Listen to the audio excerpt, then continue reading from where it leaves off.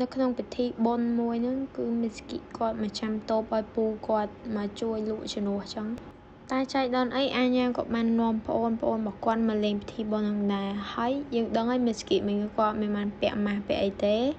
ចឹងអាញាមកតបរបស់ Mitsuki ហ្នឹងគឺដើម្បីមកលេងហ្គេមហើយដើម្បីបានអារបស់ដែលគាត់ចង់បានហ្នឹងគាត់ត្រូវបាញ់ឲ្យចំតុក្កតា6ដងតែមិនអាញាអ្នកបាញ់ទៅជា Mitsuki អ្នកបាញ់ឲ្យអាញាវិញខ្ញុំក៏យល់ដែរចឹងបាញ់ឲ្យគេឲ្យរង្វាន់គេធម្មតាចឹងទៅ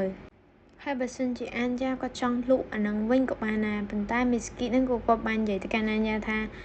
បាច់លក់ឯនៅពេលដែលអាញាស្ដាប់អាហ្នឹងទៅនឹងធ្វើឲ្យអាញាហ្នឹងសប្បាយចិត្តហើយប្អូនមកអាញាក៏បានថាហ្នឹងឯងខ្ញុំអត់លក់ឯងពួកយើងអត់លក់វិញឯង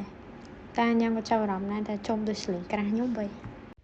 ដោយសារតែមានពិធីបុណ្យចិត្តចាប់ផ្ដើមឡើងសូនរ៉ាតាគាត់បាន volunteer ខ្លួនឯងដើម្បីទៅជួយមើលការខុសត្រូវហើយគាត់ក៏បានrequestទៅកាន់លោកគ្រូថាគាត់សង្កត់ថាអាញាហ្នឹងគឺនឹងមកជួយគាត់ក្នុងផ្នែក music ហើយអាញាគាត់ក៏បានកាន់ដៃ Mitsuki ហើយនិយាយថាហ្នឹងហើយអ្នកបន្ទាប់អ្នកទី3គឺជា Mitsuki នឹងដែលនឹងទៅជួយមើលការខុសត្រូវលើ music ដែរដោយសារតែគាត់អត់ចង់នៅតែពីរនាក់Naritaទេអាញាបាននិយាយទៅកាន់ Mitsuki ថាគាត់ពិតជាចង់និយាយតាក់ទងមួយនឹង music ជាមួយនឹង Koga ឬក៏ Mitsuki ខ្លាំងមែនតើដែល Mitsuki ក៏បាននិយាយទៅកាន់គាត់និយាយក៏សួរទៅកាន់អាញាហ្នឹងថាពិតជាចង់និយាយមកគាត់អារឿងហ្នឹងមែនតើមែនប៉ុន្តែអត់ទាន់បានឆ្លើយទេដល់មកជាផ្ទះហើយចឹង Mitsuki គាត់ក៏បានដើរចេញទៅផ្ទះធម្មតាទៅពេលកំពុងតែរៀបចំកម្មវិធីហ្នឹង Mitsuki ហើយនិង Narita គឺគាត់ត្រូវប្រមូលអីវ៉ាន់ចេញអញ្ចឹងនៅក្នុងបន្ទប់ហ្នឹងគឺនៅសល់តែអាញាទេចឹង Mitsuki គាត់ទុកកាសរបស់គាត់ដែលគាត់បង្សល់ជំនាញហ្នឹងនៅលើតុក្បែរអាញាហើយអាញាក៏បានយកកាសហ្នឹងមកស្ដាប់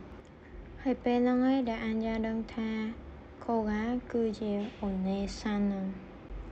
ដោយសារតែ playlist របស់ Koga ដែលកំពុងស្ដាប់ហ្នឹងគឺជា playlist ដែលអាញាគាត់បានធ្វើហើយផ្ញើទៅឲ្យអូនេសានភ្លាមហ្នឹង Koga ក៏បានត្រឡប់មកវិញដោយសារគាត់គិតថាគាត់បានភ្លេចកាសឬក៏ទូរស័ព្ទរបស់គាត់នៅក្នុងថ្នាក់ប៉ុន្តែអាញាគឺគាត់បានរត់ពួន Koga បាទដោយសារតែគាត់ shock ពេកគាត់ដឹងថាត្រូវប្រឈមមុខមួយស្ថានភាពនឹងបែបមិនចឹងទៅផាត4របស់យើងគឺមានតែប៉ុណ្្នឹងទេជួបគ្នាផាត5វីដេអូក្រោយ